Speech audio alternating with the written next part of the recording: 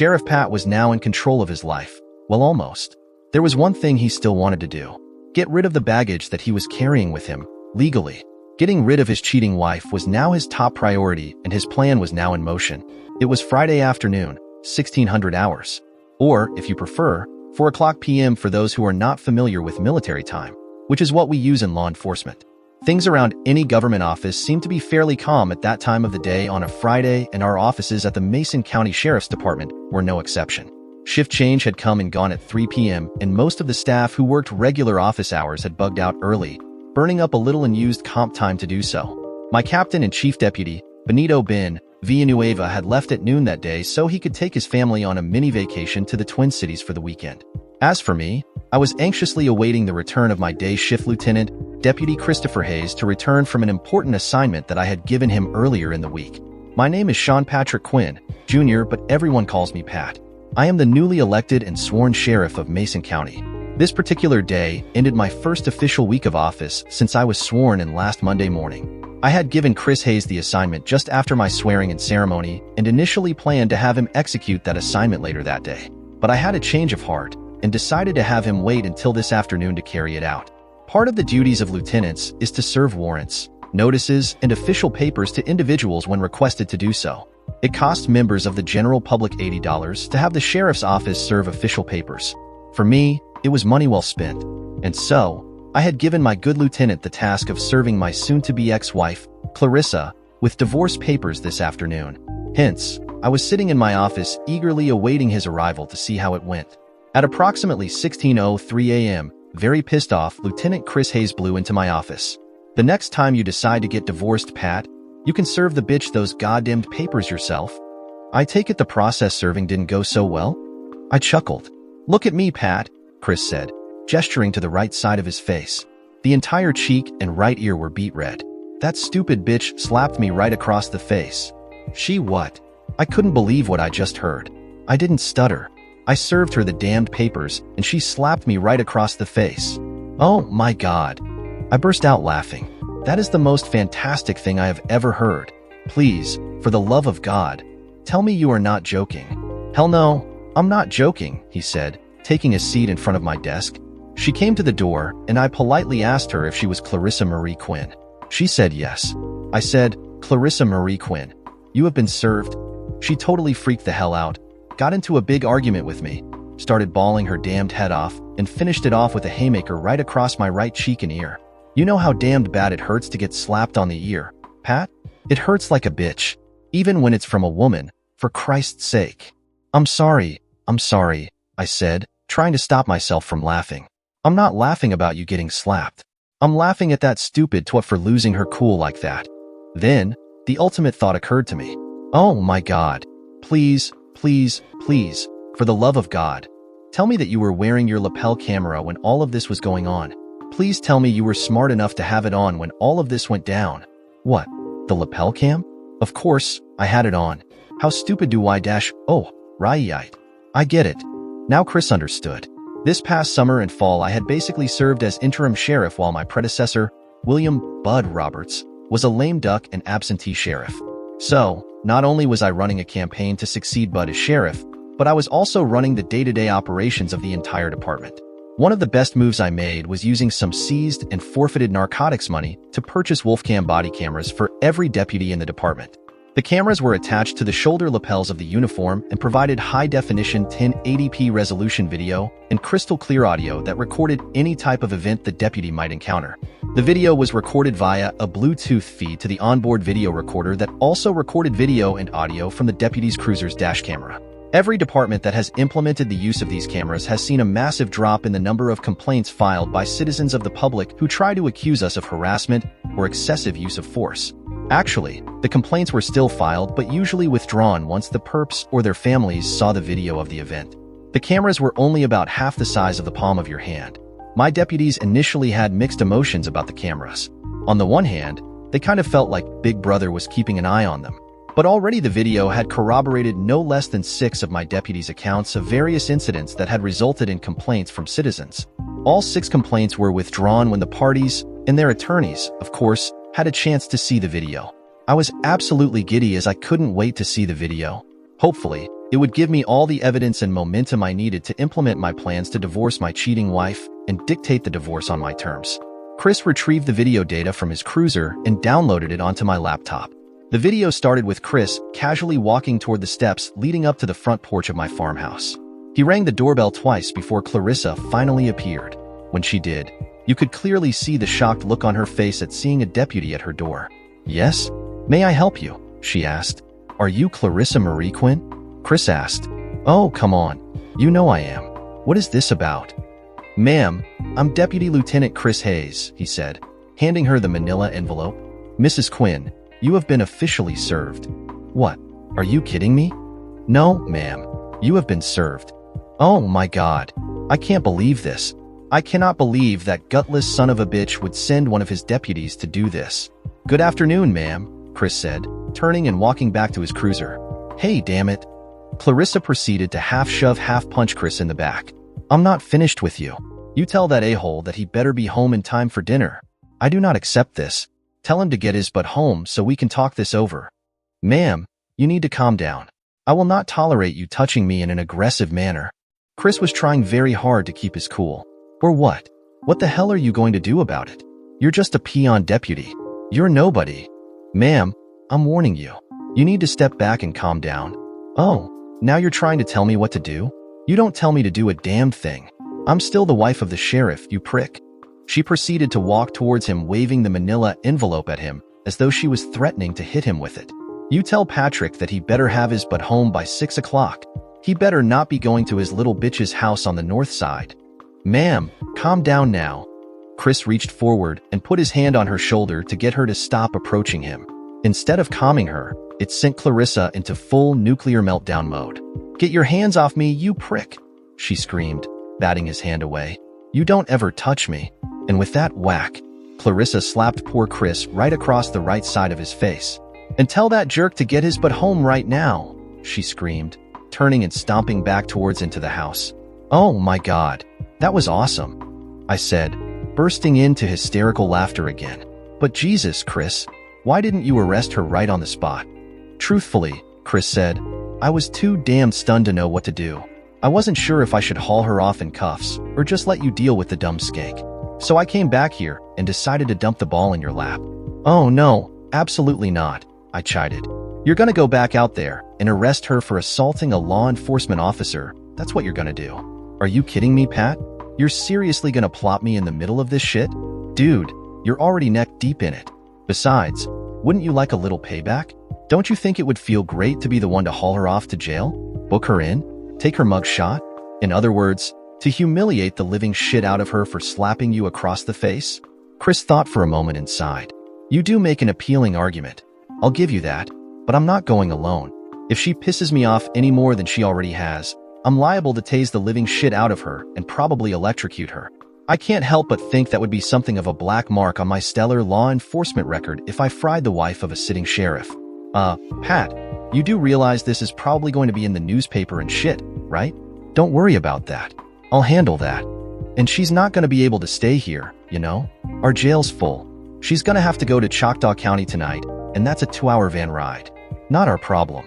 She made the bed, in more ways than one. And now she gets to lie in it." "So, you sending someone with me, or what?" Chris asked. "Who's the lieutenant on duty right now?" I asked. "Angel Ryerson." "Perfect. Have Angel and one of her deputies meet up with you. Make a nice little show of force out of it. Isn't this going to freak out your kids though, Pat?" "Nah. They're spending the weekend with the youth group from St. Matt's. They're headed over to the Twin Cities to stay at a hotel with an indoor water park and mess around over at the Mall of America. Probably spend most of their weekend in the pool or over at Camp Snoopy." "I thought they call it Nickelodeon something rather now," Chris said, grabbing his hat. "Yeah, I think you're right. But everybody I know still calls the place Camp Snoopy." "All right, Pat, I guess it's time to go arrest your stupid wife. Good luck. Call me when you're done." Needless to say, Clarissa's arrest did not go well. At least not for Clarissa, anyway. She threw such a fit that she damned near got herself an additional charge of resisting arrest. The video would show Lieutenant Angel Ryerson, who was a pint-sized dynamo at only 5 feet 3 inches tall, literally throwing Clarissa down on our front porch while another deputy, Brad Lowe, slapped the cuffs on her and read Clarissa her rights. Clarissa was hysterically crying and shouting at Brad, Angel, and Chris the entire time and threatening to sue them for false arrest, excessive force, and anything else she could think of. But it was caught on video in all its 1080p glory and perfect audio that caught every swear word, sneeze, and sniffle. Add in the video of her getting served my papers for good measure. And there wasn't a judge anywhere who would determine that the three deputies handled themselves with anything but the utmost professionalism the entire time. By 1830, Clarissa was photographed, booked, fingerprinted, and processed into the Mason County Jail. By 1900 hours, she was dressed in a set of red and white striped prison clothes with a pair of matching red Crocs shoes. She was crying hysterically as she was led to the van that would transport her nearly 2 hours south to the Choctaw County Jail that is located just outside the town of Cherokee Flats. The Choctaw County Jail is capable of holding 240 prisoners, while our own jail could only hold a maximum of 40, and a full house meant our jail was literally busting at the seams. It was a situation I was bound and determined to correct as sheriff and one of my top priorities. As there is no magistrate judge working on the weekend, except in cases to authorize emergency warrants, Clarissa would now have the better part of the next 72 hours to sit and think about what she had done. A brief phone call to my counterpart in Choctaw County, Sheriff Garrett Myers, ensured that Clarissa would have a prison cell all her own and away from any other inmates who might try to harm her while she was there. Sheriff Myers would also make sure that his correctional officers would keep a very close eye on Clarissa and maintain strict confidence. She would be processed into their jail under an alias, so no one would know she was there or who she was. Chris Hayes sent me a picture message on my smartphone of Clarissa's booking photo. It was pathetic in every way imaginable. She was still a very pretty woman in all physical respects, but the photo was not of a young, vibrant, or confident woman. It was a photo of a woman who had hit rock bottom and was now beginning to truly understand the consequences of her actions over the past 2+ years. Her eyes carried the terror and fears of all humanity, and her face carried the expression of the hopeless and destitute. In reality, her face reminded me of so many of the mug shots of the millions of women and men who had been processed into the thousands of jails across our country throughout history. Clarissa never wore the look of a criminal a day in her life, but I couldn't help but notice how the booking photo instantly branded her with the image of a common crook. Ironically, the photo, in all its bleakness, also came to match the image in my mind of the woman that Clarissa had become ever since the start of her affair with Bud Roberts. It's funny how a simple photo can remind us that the line between the cream of society and the scourge of society is a thin one, indeed. I had been planning to spend most of the weekend with my new fiancée, Shannon Sullivan, and her amazing daughter Bridget. Following the incident with Clarissa's arrest, I had to stop out at the acreage to feed the horses and take care of a few other odds and ends. I didn't end up getting to Shannon's until shortly after 1930, about the same time that Chris Hayes texted me Clarissa's booking photo. I let myself in the front door of Shannon's small but cozy home and was greeted with the smell of a home-cooked meal that reminded me instantly of so many meals made by my dear grandmother. Shannon and Bridget had just arrived home shortly before I did, as Shannon's nursing shift in the ICU at Holy Family Medical Center didn't end until 1900 hours, after which she had to pick up Bridget from a friend's house where she went after school on the days Shannon had to work. "Patrick!" shouted Bridget as she sprinted towards me from the kitchen. "Hey, Bridget," I said, scooping her up for a big hug. "How are my two favorite girls in the whole wide world?" "Great. I've been waiting all day to see you, Patrick. Want to see my bug collection?" "I would love to, sweetheart. But why are you collecting bugs in the middle of winter?" "Me and Mom caught the bugs last fall, silly. Her teacher kept all the kids' bugs on display and finally sent them home today," Shannon explained as she moved in for a kiss. Her voice softened to a sultry tone as she smiled and said, "How are you, handsome?" "Much better now," I said after the mouth-watering kiss. "Bad day at work?" "I'll explain after supper." "Okay," she said with a look of concern. Bridget spent the next 20 minutes telling me all about her bug collection and her day in school, right up until Shannon put a heaping plate of meatballs and mashed potatoes on the table. I couldn't believe she could whip up such a comforting meal in such short order. Turns out that Shannon likes to make 5 or 6 full meals on the weekend and then put them in the freezer, so all she has to do is take them out and throw them in the oven to warm up. I could only hope to make the sheriff's office run as efficiently as Shannon ran her household. It only reaffirmed that I had, indeed, picked a winner.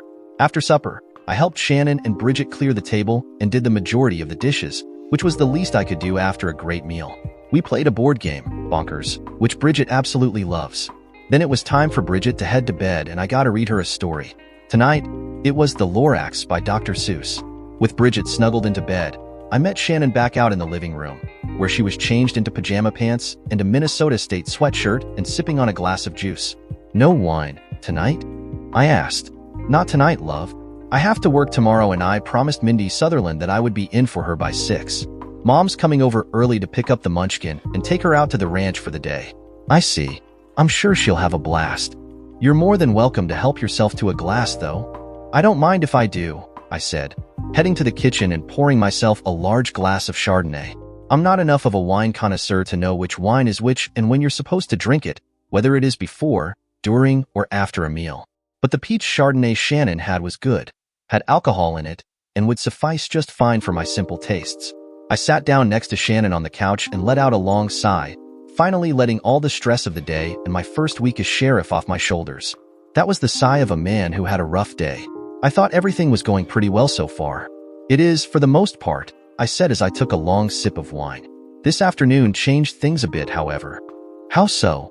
I stared into Shannon's beautiful eyes and said, "I had Chris Hayes serve the papers to Clarissa this afternoon." Shannon tensed up and became very apprehensive. "Oh my God, it finally happened. You're really getting a divorce?" She grasped my left hand and I could feel her trembling. "This is really happening. We're really going to be together." Tears started forming in her eyes, and one streaked down her right cheek. "Yes, we are, babe," I said, squeezing her hand tightly. How did she take it? I sighed deeply and closed my eyes. It was pretty much a train wreck. How so? What happened? "You're not gonna believe me if I tell you." "Sean Patrick Quinn, don't do that to me. You can't start a story like this and not finish it. That's not fair," she admonished. Okay, you're right. My day shift lieutenant, Chris Hayes, was given the papers to serve this afternoon. When he gave her the papers, Clarissa totally freaked out on him, called him names, cursed at him, the whole 9 yards. And then, I paused for dramatic effect, she proceeded to slap him right across the face. Shannon gasped in shock. "Oh my God, you've got to be kidding." "No, I'm not. You should have seen how upset Chris was when he came back. He was absolutely beside himself." "What happened next?" "Well, if you must know, I started." "Oh, don't tease me. Tell me what happened." "I sent Chris back out to the house along with my evening shift lieutenant, Angel Ryerson, and another deputy by the name of Brad Lowe. I had them arrest Clarissa for assaulting a law enforcement officer." Another gasp of shock. "Oh my God, are you kidding me? What in the world are you thinking?" "What do you mean, what am I thinking?" I said, somewhat taken aback. "Clarissa assaulted one of my deputies. She's no different than anybody else. It was a totally unprovoked attack." "I know, but she's still your wife, technically. I mean, I know she's done all sorts of terrible things to you, but arresting her? This isn't payback for all the shit that she, Bud, and Marion Lawson did. This is a direct result of her getting pissed off to the point that she lashed out at one of my deputies to try and get to me. Regardless of how she or I feel about everything, there is no excuse for her to hit one of my deputies. I also have to let Chris and my deputies know that I won't tolerate any type of abuse from them or upon them." I know, Shannon said, calming somewhat. "The whole thing is just so shocking that I'm having a hard time wrapping my head around everything that is happening." "I know, babe, I know," I said, squeezing her hand tightly. "So, how do you think this is going to affect everything?" "Well," I said, contemplating, "the only thing I can think of is maybe this will make Clarissa more accepting of the divorce. Maybe, with this little turn of events, I can use it to get her to see reason as far as an amicable divorce is concerned." Again, a look of shock came over Shannon's face. "Oh my gosh, Patrick, I don't mean to sound like an unsupportive bitch, but is that why you had her arrested? To strong-arm her in your divorce?" No, I said, emphatically, shaking my head. "Absolutely not. You can get that thought out of your head right now. I would never do something like that. Doing that would bring me down to her and Bud Roberts' level. Make no mistake about it, Clarissa broke the law when she assaulted one of my deputies. That is the reason that she is spending the weekend in jail. I'll do my very best to help her out of this situation in the best shape possible, legally, but I would be lying if I said that I wasn't going to use it to help you and me get our life started together on the best foot possible. And if that can happen by using her arrest to smooth out the path to an amicable divorce, then so be it. I promise you that I'm not going to use it to try and screw over Clarissa in the divorce itself, only to get her to see reason and not fight the inevitable and help make it as easy on the boys as possible." "You're right, Patrick. I should know better. You're not that kind of person. I'm so sorry I brought it up. Shannon leaned over and kissed me as an apology. Don't be, I said. I'm counting on you to help keep me grounded. This job obviously went to Bud Roberts' head, and I'm counting on you to be my anchor, babe. Well, Shannon said, sporting a mischievous grin and setting my wine glass on the table, I don't know much about dropping anchors, but I'd sure appreciate it if you took me to bed and, shall we say, docked your ship in my little port? I started chuckling uncontrollably. What did you just say, love? Damn it, Patrick. I'm trying to talk sexy and drop a little innuendo. Hey, I like some dirty talk as much as the next guy, but you're gonna have to do better than that. Shannon just stood up and proceeded to seductively strip off her Minnesota State Mankato sweatshirt and the skimpy little t-shirt that she had on underneath. Shannon proceeded to lean in and rub her spectacular cleavage all the way from my crotch, up my abdomen and chest, and then up my neck and face before ending the exotic maneuver with a kiss that could melt titanium. So, Sheriff, she cooed to me after another mind-blowing kiss, are you gonna screw me, or what? Oh, you better believe I am, I said as she led me by the hand towards her bedroom. The next 2 hours were nothing but a blur of awesome. Shannon left for work shortly after 5:15 the next morning, but not before we had one more speedy and frantic round of sex. I couldn't help but think incredibly erotic thoughts of her as she didn't even bother to shower before leaving and wore the musk of Sheriff Pat Quinn on her all day as she worked. Of course, to any normal man you couldn't tell the difference. A bit of deodorant and a fresh change of clothes will do the trick for us, most of the time. And Shannon was a natural beauty for whom makeup wasn't a necessity anyway. I ducked out of the house just after Shannon's mother, Suzanne, arrived to stay with Bridget until she got up out of bed. I returned to the farm to take care of some chores and plan out for what I was going to do the rest of the day. My attorney in the divorce was a wildcat by the name of Danielle Nichols. She was by far and away the most feared divorce attorney in town and was almost certainly the one that Clarissa would have gone for if I hadn't gotten to Danielle first. I know this because Clarissa actually called Danielle shortly after I had already hired her, as Clarissa wanted to have a lawyer ready, just in case she couldn't talk me out of a divorce.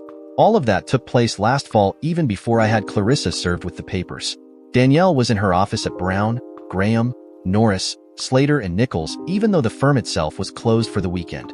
I had figured a heads-up call to Danielle was in order, considering the events of the previous afternoon.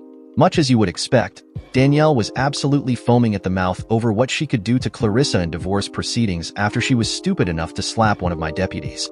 Looking into the eyes of Danielle Nichols, Esquire was almost like looking into the eyes of Satan himself. I could only be glad that she was on my side. Danielle was beautiful in a way, but also gave off the vibe of a black widow spider that would probably kill you and eat you once the copulating was over with. But, nonetheless, I figured I'd probably have screwed her anyway, if I was still single, just because I'm kind of stupid like that and I tend to think with my Johnny more than I should. I was about 15 minutes into our consultation when my cell phone rang. It was a number that I probably shouldn't have had in my phone, but one that I had programmed in, nevertheless. The caller ID said, Caroline Bennett. Hello, Caroline, I said upon answering. Patrick, thank God I was able to reach you. Can you please tell me what is going on with Clarissa? She called me this morning and told me she was in prison in Cherokee Flats and that you were responsible for putting her there. Excuse me, I said to Danielle, covering the phone with both hands. I need to take this call. I'll be just a few minutes, I'm sorry. No, don't be sorry, Danielle said. Feel free to stay here. I'm gonna run to the break room and see if we have any coffee in this damned place. Once Danielle had left the room, I continued. Well, Caroline, the truth is that Clarissa is indeed in prison down in Cherokee Flats. There was no room for additional prisoners here in Red River Falls, so she was sent to another facility. My God, Patrick, what could she have done that justified you putting her in jail? Caroline, at a risk to our very special friendship, let me be perfectly clear. I did not have Clarissa incarcerated out of any sort of malice. I followed the procedures of filing divorce papers and utilizing the sheriff's department to do so. I paid the appropriate fee and everything, just like any normal citizen would. I did so to avoid what I felt would be a certain and ugly confrontation between Clarissa and I. Instead, Clarissa initiated an altercation with one of my deputies, during which she became aggressive, belligerent, and slapped my deputy in the face. No, Patrick, you're wrong. Clarissa can be hot-headed sometimes. Okay, maybe a lot of times. But my daughter would never willfully strike an officer of the law. I simply can't believe it. Your officer must be mistaken or blowing things way out of proportion. I hate to tell you this, Caroline, I said, sighing, but the entire incident was caught on video. Cameras and pictures don't tell the whole story, Patrick. True, but in this instance it is pretty cut and dried. All of my deputies now wear small cameras on their person that record everything in high definition. In this particular case, there might as well have been a TV camera crew there filming it because there isn't much of a difference. You'll understand if and when you see the video, Caroline. I could hear Caroline sniffing and trying to stifle her own crying. Please, Patrick, if it means anything to you, please promise me that you'll do what you can to help her. Please, for her sake and for the sake of my grandsons. Caroline, I said, you have every assurance of mine that I will do what I can to help her. I promise you that. I'll be seeing her here shortly, and I assure you that I will have her out on bail no later than the first thing Monday morning. And I also feel confident that this weekend will be the last time she sees the inside of a prison cell. Thank you, Patrick. That means so much to me. You're quite welcome, Caroline. Oh, and Patrick? Yes, Caroline? She paused. Never forget how much you mean to me, Patrick. I know there is a new love in your life. I can only hope and pray that she treats you the way you deserve to be treated. Now it was my turn to grope for something to say. I appreciate that, Caroline. And never forget how much you mean to me, either. Goodbye, Patrick. We'll talk again soon. I'll look forward to it. And then she hung up. I was thinking about what I just promised and how I would do that. As Danielle came back into her office carrying 2 cups of fresh, steaming coffee and set one down on her desk in front of me. I could easily see Danielle as having the potential to have her way with me, as well, or any other man for that matter. She was, as she put it, happily divorced. Danielle had previously been married to Karsten Brown, who was the Brown of Brown, Graham, Norris, Slater, and Nichols, and who was, himself, previously happily married to another woman right up until Danielle joined the firm. Danielle was an associate attorney for the firm right up until Karsten Brown got divorced. Then she became a partner of the firm shortly after she became Karsten Brown's partner in the bedroom. The whole thing was scandalously delicious from a gossip's point of view, which just reinforces the old saying, there's not much to see in a small town, but what you hear sure makes up for it. Now then, Danielle said as she made herself comfortable again in her high-backed chair, let's figure out how we're gonna crucify that bitchy wife of yours.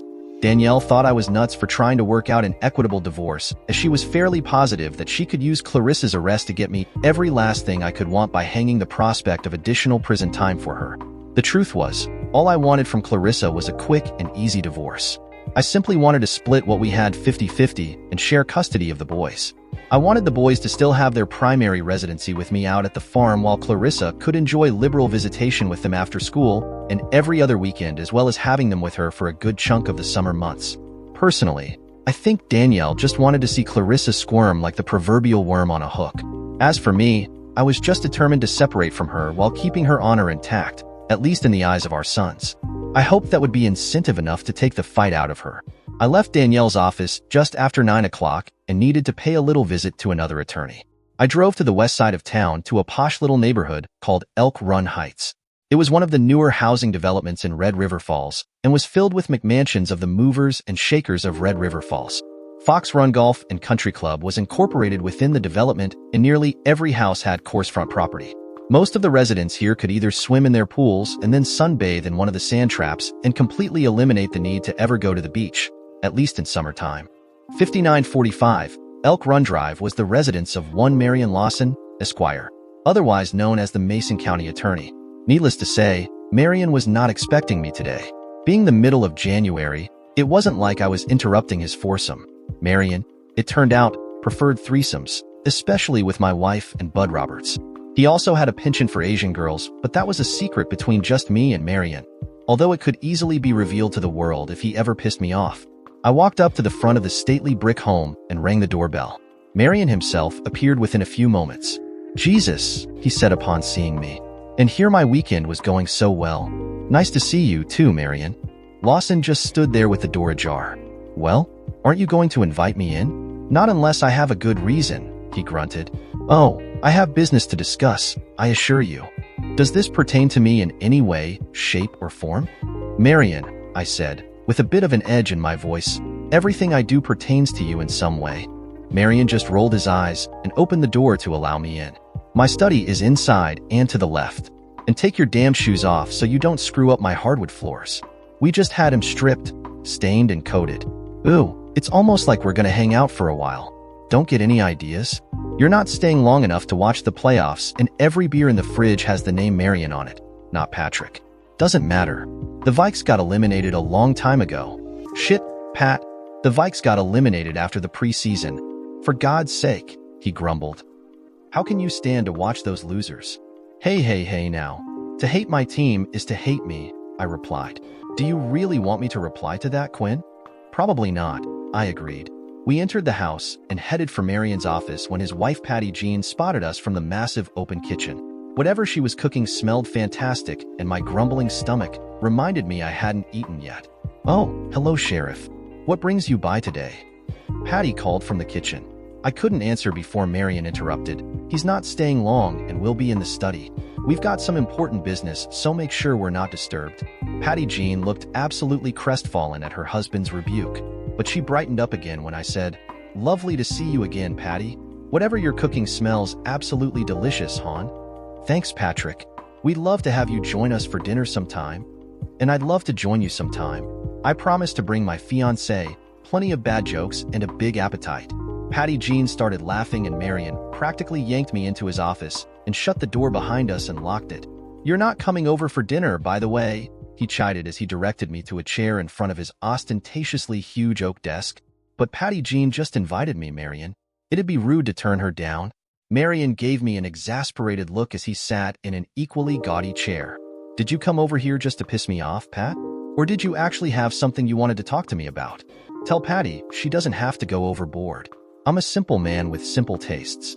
Damn it, Sheriff. Meatloaf, mashed potatoes, and gravy. Comfort food always sits well with me, especially in wintertime. I bet Patty could work magic with that. Her cooking definitely seems to help you keep your girlish figure, Marion. I chuckled. I'm warning you, Pat. My deputies arrested my wife last evening. Lawson's jaw damned near dropped to the floor. What? Are you kidding me? No, I'm not. She was served with divorce papers yesterday, and she assaulted one of my deputies. Lawson gawked at me wide-eyed. You know, Phil Robertson said it best. You're a special kind of stupid, aren't you, Pat? I mean, my God. Who the hell did the people of this county elect sheriff? They elected someone who doesn't feel that they or their families are above the law. Bullshit. What did she do? Bump into him as he was walking by? No. She got pissed off, took it out on my deputy, and slapped him right across his face. We've got it all on video. Who? Who what? I asked, confused. Who was the deputy that served her? Lieutenant Chris Hayes. Oh, Jesus, Lawson said, making a sour face, shaking his head. Figures, if that idiot isn't doing something right this minute that deserves a slap in the face, then the smart money says it's just a matter of time before he does. Probably getting slapped right now by that tatted-up druggy bitch of a girlfriend of his. I shifted in my seat as I prepared to defend Chris and Tanya. I assure you that Lieutenant Hayes is not an idiot, and his new wife isn't either. In fact, she's probably got the highest IQ in Mason County. And the only thing she has ever had on her record is a simple misdemeanor possession charge from the state of Massachusetts. Are you kidding me? You let your goddamn deputy marry that bitch? I happen to know for a fact that she sells a shitload of pot out of that store of hers on the North End. Fixing and selling computers and old records doesn't pay the bills for that place, you know? Actually, it does, Marion, I corrected. It is true that Tanya still fixes, upgrades, and sells computers and old records, but she has also taken on several contracts around town, under my recommendation, that has her working as a network administrator and analyst for a number of businesses. Every single client of hers absolutely raves about her work. She pretty much puts every other IT guy in Red River Falls to shame. I swear to God, Pat, if I find out you're covering up any illegal activity for her, I'll dash. You'll what? I interrupted. Don't forget that I happen to know what kind of shit you've got on your home computer, Marion, I scolded, reminding him of the things he still possessed on his computer. Marion stopped dead in his tracks. After a few tense moments, he said, You didn't come here to talk about Hayes and his floozy. What is it that you want, Pat? As I told you, my wife is in prison for assaulting Hayes. I want you to hold off on filing any charges until I tell you to. That's my prerogative, Pat. I make that call, not you. No, you don't. Need I remind you of your nasty little hobby? Shit, Pat Lawson groaned. You know, I am the goddamn county attorney. At some point you're going to have to drop that shit and let me do my job. I understand that, but not yet. Just hold off on the charges until I tell you to. If anybody asks you about it, which they shouldn't, just tell them that there is an ongoing investigation and you'll make a statement to the public when it is completed. How the hell are you going to keep people from finding out about her? She was processed into the Choctaw County Jail under an alias. Garrett Myers is a friend. He's keeping an eye on her. Myers? The Choctaw County Sheriff? Didn't that old fossil run over a dead body a few months ago? Yes. Yes, he did, I answered sheepishly. However, in his defense, it was a wreck in the far west part of his county during a really shitty snowstorm, and the body was almost completely obscured by a snow drift. The state patrol should have marked where the body was. Yeah, I'll bet that was really comforting to the family. I'm sure the poor undertaker that had to take care of the body appreciated that too. Tell me again, how far did he drag the body under his Tahoe before he realized what the hell was going on? Somewhere between 20 and 25 feet. Look, we're getting sidetracked here. Are you gonna play ball with me on this or not? Fine, Lawson said, waving me off and rubbing his face. I'll hold off filing any charges. In fact, I'll pretend that I don't know a damn thing about it until late Monday afternoon, or until you decide you want charges pressed. I'm assuming you're doing all of this to manhandle Clarissa in the divorce? No, well, not exactly. Okay, I guess a little bit, but just to get her to agree to the divorce itself. The terms I am proposing, not that it's any of your damn business, but the terms I'm offering are pretty damned good. I'm not looking to screw her over. She's still my kid's mom. Pat, Lawson said. He paused for a few moments. May I ask you something personal? Gee, Marion, are we about to have a bonding session? Not hardly, he snickered. Bummer. Oh well, fire away, I said. What's gonna happen with Clarissa when this is all over with? My eyes narrowed and my stomach tightened. What do you mean? Well, he started. I mean, Clarissa is gonna obviously be single again. And I was, maybe wondering if you would have a problem with. Don't even think about it. I growled. What's the problem, Pat? You're obviously not gonna be with her. You can plainly see that my marriage is in the toilet. I promise to treat your boys. I stood up, slammed both hands down on Lawson's desk, started him right in the eyes and growled. My boys already have a dad. And my soon-to-be ex-wife is off-limits to you, Marion. Do you understand, do you? Lawson just sighed, put his hands up in surrender and said, Fine, have it your way. But if I help you with this, I'm gonna consider us even, Pat. I want you to get those damned pictures out of that file on my server, and I want those damned hidden photos taken off the internet. Deal? Let me explain something, Marion. You and Bud Roberts used to screw my wife in your little threesomes. You had the audacity to even tell me about it and try to humiliate me over it. Guess what? You and I aren't even. Not by a long shot. We're not going to be even for a very, very long time, if ever. I stood and made my way to the doors to Marion's office and unlocked them. As I turned the handle to let myself out, I looked at Marion one final time and said, And those pictures stay right where they are. I spent the night out at the farm by myself instead of with Shannon, though I really wanted to stay with her. Who the hell wouldn't want to spend the night making love to that incredible woman and her amazing body? But I decided to spend it by myself and finalize some more details in the plans for my impending divorce. I skipped Sunday Mass the next morning and by 9 o'clock was in my department-issued and aging Ford Expedition. I caught up with U.S. Highway 120 and headed south towards Cherokee Flats. The drive was about 2 hours and was fairly sparsely populated along the way. The road itself was 65 miles an hour, so I made good, steady time. The Choctaw County Jail was located on the north end of Cherokee Flats. It was a newer facility that contained the jail, the sheriff's offices, and even had a courtroom that served as an auxiliary to the ones at the county courthouse. The jail itself was fairly imposing and significantly larger than the one in Mason County, which was still perched atop the Mason County Courthouse. There was a fairly good-sized exercise yard that was encapsulated inside 3 separate rings of chain-linked fence that were each topped off with 3 rows of razor-sharp concertina wire. Woe to anyone who was ever dumb enough to try and climb over the top of that, let alone anyone ballsy enough to have to do it at least 3 times. The Choctaw County Jail was different than the Mason County Jail in one other significant respect, and that was the visitation room. Visitors were only allowed in both jails for the lower-risk inmates. But whereas the visitors at the Mason County Jail could actually see an inmate face-to-face, visitors at the Choctaw County Jail utilized a video system that would only allow visitors to see inmates on a closed-circuit television screen.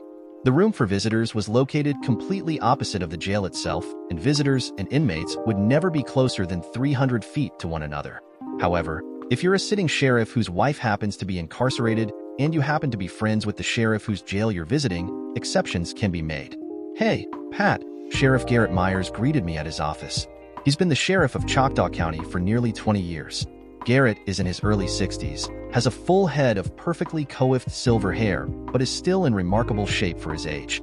How's the first week on the job going? It's going pretty well, Garrett. At least it was until Friday. I'm sure. I want you to know that we've been keeping a close eye on her the entire time she's been here. Nobody knows she's in here, either. Nobody came looking for her or been asking about her. She only made one phone call so far, and I believe that was to her mother. Yeah, I heard from her mother. She knows. If you'll follow me, Pat, we'll head right this way. Although normal visitation is done by video only, we have to allow attorneys the opportunity to meet in private with their clients. So we have a secure room down this hall that will have you meet your wife in. Thanks, Garrett. I really appreciate this. Happy to help, Pat.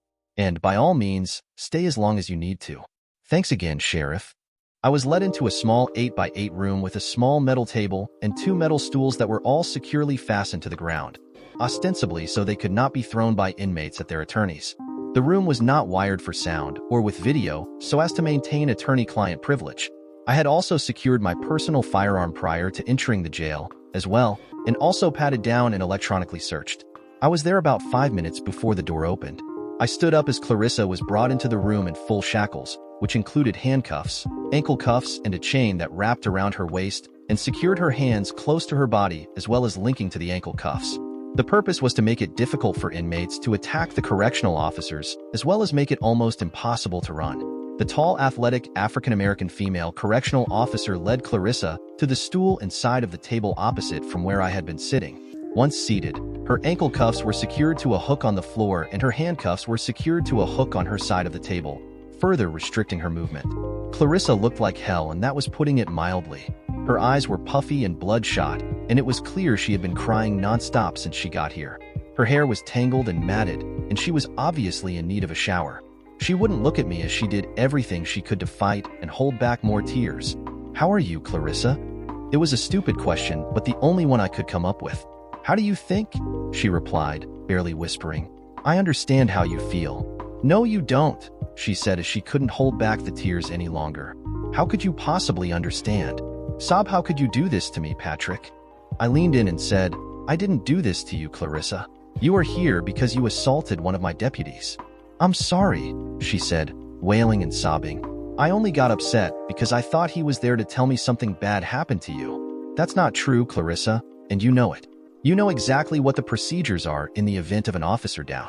Hell, you've been through it before, remember? You knew damned well that Chris Hayes wasn't there for that." "I swear to God, Patrick, that is what I thought." "I don't care what your deputy told you," she sobbed, still unable to look directly at me. "No, Clarissa, you didn't. I have the whole thing on video. How could you possibly see anything? His car was parked in the driveway, Patrick. It's my word against his." "Clarissa, several months ago we purchased small cameras that the deputies wear on their uniforms, just like their radios.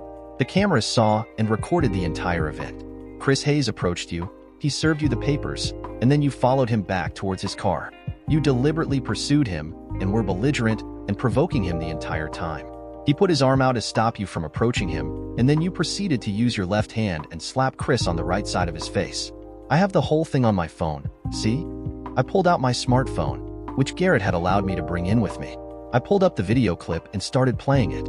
Clarissa initially refused to look at my phone, believing until the last possible second that there was no way the whole situation could have been caught on camera. But as soon as she heard the unmistakable and perfectly clear sound of her own voice, she stopped crying immediately and stared blankly at the video, too shocked to say anything. When the video had finished playing, Clarissa looked away from me again, only this time in shame. "Patrick, what's going to happen to me?" "Well," I said, tucking my phone back in my pocket, "that all depends on you. Right now you're looking at an assault charge, more specifically, assault of a police officer. That is going to be an aggravated misdemeanor. You could, theoretically, be looking at 2 to 5 years in prison." "Oh my God," she whispered. "Please tell me you're going to help me, Patrick." "I will help you, Clarissa, but you are also going to help me as well." "What do you want me to do?" "I want you to sign the divorce papers. I want you to accept them, sign them, and make this entire process as smooth and painless for us and for Nick and Jake as much as possible. That's what this is all about. You had me arrested so you could get what you want in the divorce? You son of a bitch." She burst into tears again and was seething. trying to compose herself and control her breathing. No, Clarissa, make no mistake. That is not what got you thrown in jail. You could have easily accepted the papers and lost your cool with me when we spoke again. Instead, you chose to take a swan dive off the crazy board and landed yourself right in prison. Assaulting my deputy got you here, not me. If you get one thing right in all of this, make sure you get that part straight. Then how is helping you divorce me going to help me? I'm going to help you get the charges either reduced, so you only have to get sentenced to time served. Or, if I'm really lucky, I just might be able to talk Deputy Hayes into dropping the matter altogether. But I'm only going to intervene on your behalf if you agree to make our divorce as painless as possible. Do you agree to this, Clarissa? She looked up towards the ceiling in desperation. What choice do I have? Easy. You can either choose to help yourself or not. But I don't want a divorce, Patrick. How many times do I have to say it? I don't want a divorce. I don't want to split up our family. I want our family to stay together. Clarissa, do you remember what we talked about before we ever got married? Do you remember what we said would happen if either one of us ever cheated on the other? Tears were now streaking down her face again as she closed her eyes, remembering our talk from long ago. We always said that cheating in our marriage was a deal breaker. You wouldn't put up with it from me, and I wasn't going to put up with it from you. We always said that we could handle any situation other than infidelity. But I was wrong, Patrick. I think we can survive this if we just work on it. I know I want to work on it. I want to find a way for us to love each other again, just like when we first fell in love. I want us to feel special again. I want to feel you love me and make love to me like we used to, Patrick. You know what, Clarissa? You know what I'm hearing an awful lot of? I'm hearing you say the word, I an awful lot. I want this, I want that, I want to screw my husband's boss. Oh, now he got screwed and kicked out. No problem, now my husband is a sheriff, so I want to screw him. In other words, it is all about you. This whole sorry affair has been all about you. It is all about you and what you want. You know what I have yet to hear from you? I have yet to hear you say, I'm sorry, Patrick. Sorry for the hell I've put you through for these last 2 years. Sorry for the pain, heartache, and humiliation I've put you through. I never heard that from you, Clarissa. And if you say it now, it won't mean anything because you'll only be saying it because you want to get out of here and you want to get out of a tough spot. There is no easy fix for this. There is no easy way out.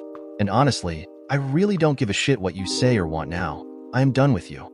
But I really am sorry, Patrick. I'm sorry that I haven't said it until now. But I know that the two of us are stronger than we think. I've seen an entirely new side of you, Patrick. I admit that I took you for granted, but now I see how tough as nails you are. I've seen how hard you fought back. And I know that you can fight that hard for our marriage if you really want to, she begged and pleaded. But I don't want to, Clarissa. I don't want to waste any more time with you anymore. I just want it to be over with. You have no idea what you've done to me. All I see when I look at you is something that used to belong to me but was taken from me. If we ever tried to make love, all I would do is wonder whether you were thinking of Bud Roberts or some other guy you were with and torture myself with thoughts of whether you were wishing you were with them instead of me. I would always wonder whether I was strong enough, sexy enough, or a good enough lover to satisfy you. I would even wonder if you thought I was a good enough father to our boys. I can't go through that for the rest of my life, Clarissa. I just can't, and if you remember, you told me that it was I who need to just walk out of your life. You rejected me for someone else. Why would I even want you back after that? Clarissa sat there quietly sobbing. I hoped that it was because the realization of what she had done to me, our marriage and our family was finally setting in. But I also had no illusions that it could just as easily be weeping of remorse for the opportunities that she had that were lost. Please try, Patrick. I'm begging you. I can't, Clarissa, I said, tears now forming in my own eyes and a lump growing in my throat. There's too much there to overcome. I'll never, ever be able to get over what you and Bud Roberts did. I know myself well enough to know what I can handle and what I can't. You nearly cost me my family and my very freedom, Clarissa. There's no coming back from that. Just please sign the papers. Sign the papers and I'll do whatever I can to help you get out of this mess, or at least make it less shitty than it is. If you ever really loved me or cared about me, please do this one thing for me. At the very least, you owe me that. Clarissa just held her head in her hands and sobbed for nearly 5 minutes straight. In the end, she struggled to regain some shred of composure, wiped her tears as best she could, and then accepted a pin from me with shackled hands and signed the divorce papers and agreed to all of my terms.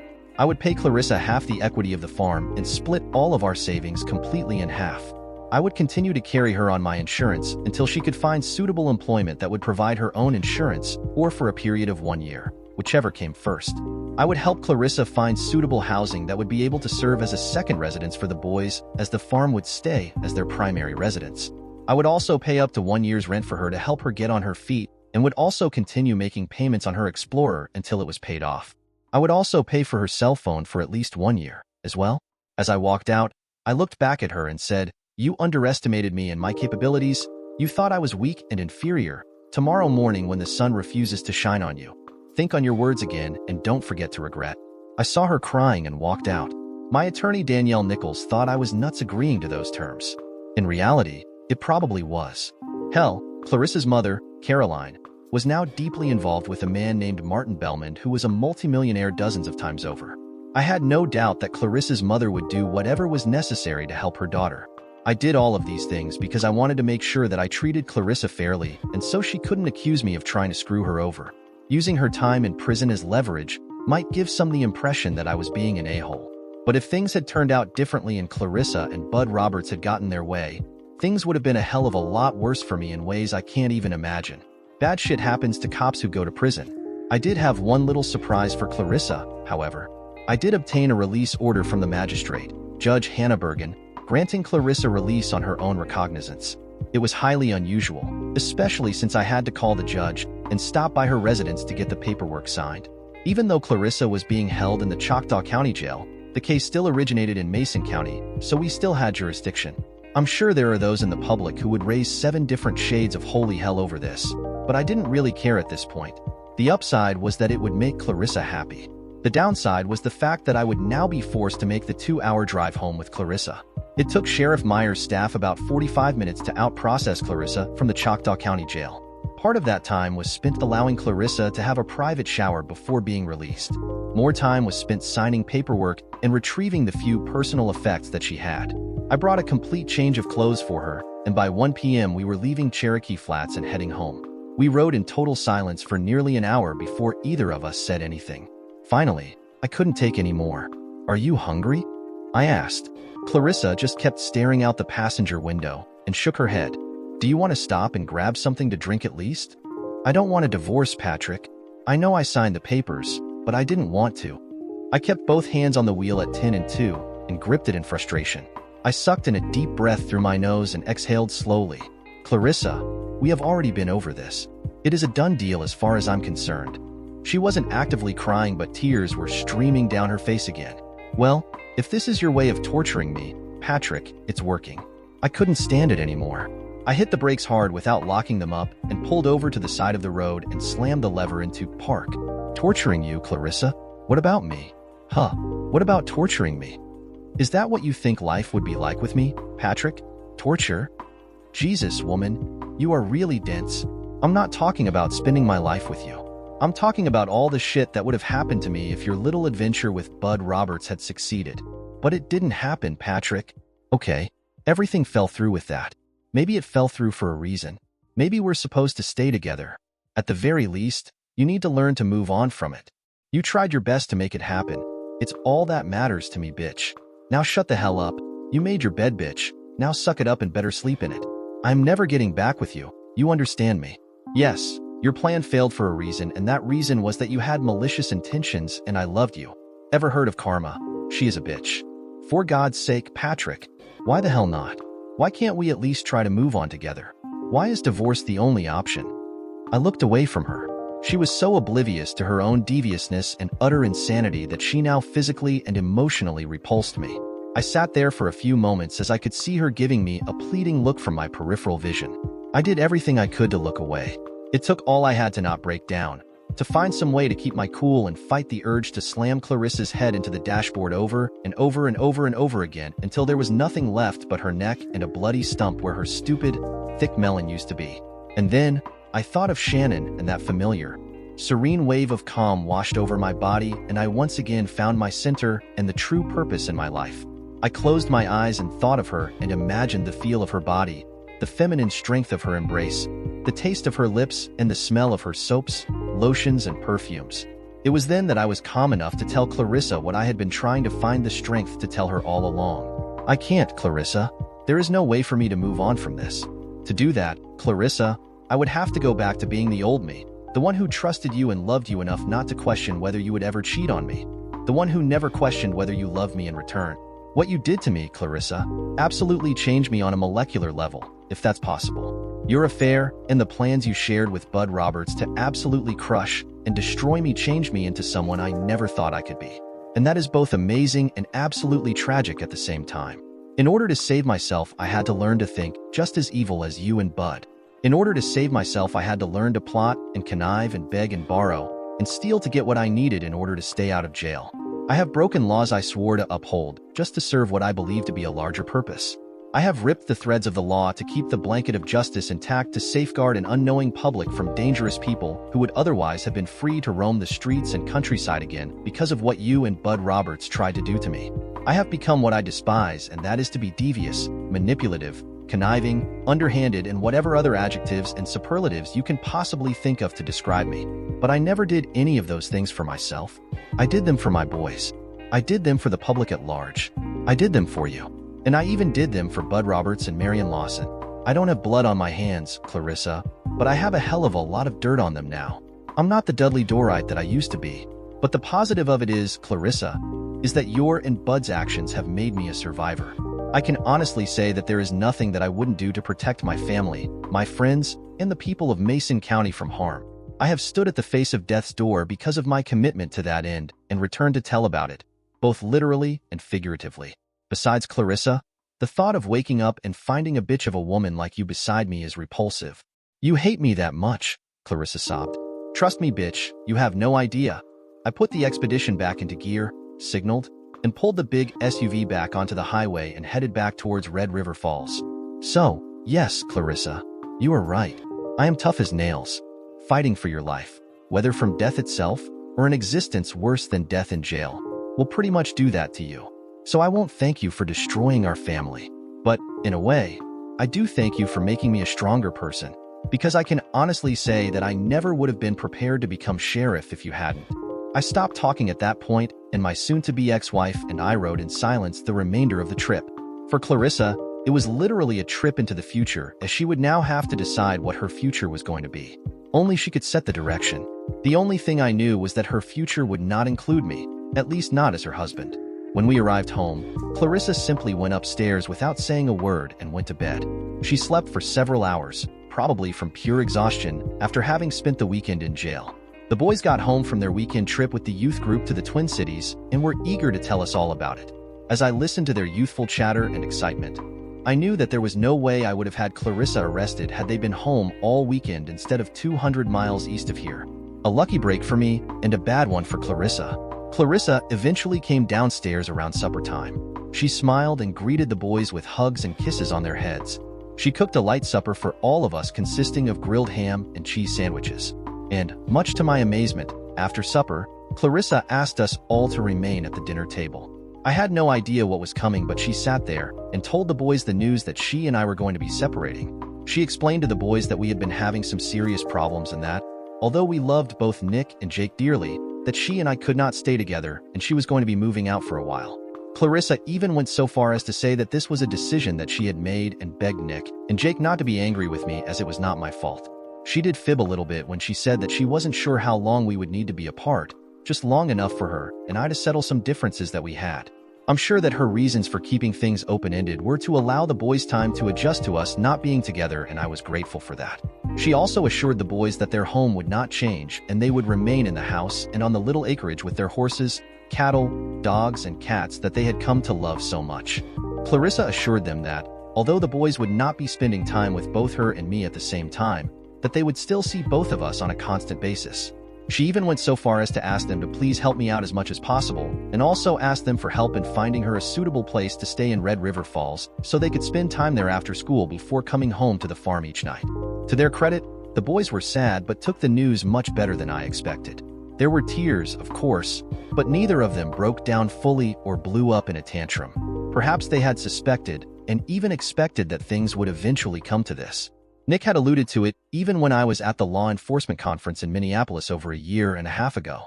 Sometimes, we adults don't give our kids the credit they deserve for their intuition and perceptions of the world around them. Within a few days, Clarissa had secured a very nice apartment in a brand new complex of townhouses that was inside a gated community. The complex had its own playground and pool that the boys would probably enjoy this summer, and was within 6 blocks of the middle school they both attended. It didn't take Chris Hayes much persuading to drop the charges against Clarissa for assaulting an officer. I think Chris knew how difficult this would be for all of us and realized Clarissa was acting out of desperate self-preservation than any real malice towards him or any other deputy. Marion Lawson played ball, as I demanded he would, and Judge Hannah Bergen did her part to make the case go away. If we ever audited for any reason, people would remember something had happened, but there was no paperwork or reports to specify what. I never told Clarissa any of that, of course, just to make sure the divorce went through its natural progression. When I broke the news of all of this to Shannon, she was incredibly supportive of me as she knew the finality of my impending divorce was weighing heavily on me. Not because I wanted to stay married to Clarissa, but simply grief and remorse of a dead and failed marriage. It was strange, too, because I could now also begin to focus on my new life with Shannon and Bridget that would rise from the ashes of my previous life with Clarissa. And I knew in my heart that my boys would blend well with Shannon and Bridget and accept them as stepmother and stepsister. I was sure there would be conflicts and stumbles along the way, but my gut instinct told me there were to be far more wonderful days in our future than rocky ones.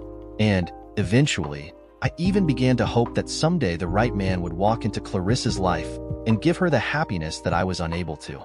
Another big surprise was the revelation from my future father-in-law that his impending wedding gift to Shannon and I would be to pay off the mortgage for the acreage so that Shannon and I could focus on other things besides working to pay the bank. It was more than I could have ever imagined, more than I deserved, and I was so shocked by his offer that I initially refused. But Jack Sullivan reminded me that I didn't want to get on his bad side, and there was nothing that he wouldn't do for his daughter and granddaughter. Then he laughed hysterically and pulled me in for a massive bear hug and said, "Welcome to the family." Thus, one major chapter in my life comes to a close. Dear listeners, please share your thoughts in the comments section below, and don't forget to like, share, and subscribe.